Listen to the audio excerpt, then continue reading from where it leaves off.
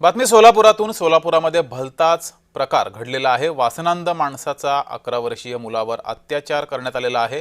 नराधमाला 3 दिवसांची पोलीस कोठडी सुनावण्यात आली आहे।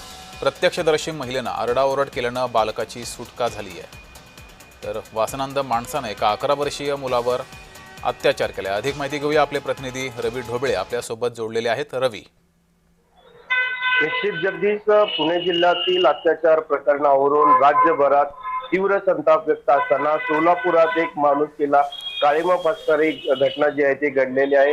55 वर्षीय व्यक्तीने जे आहे ते 11 वर्षीय मुलावर जो आहे तो अनैसर्गिक अत्याचार केल्याची खळबळजनक घटना जी आहे ती सोलापुरात उघडकीस आलेली आहे। पोलिसांनी तात्काळ या आरोपीला अटक केलेली आहे। 30 दिवसाची पोलीस कोठडी जी आहे त्या आरोपीला भेटलेली आहे। पोलीस त्याची कसून चौकशी करत आहेत।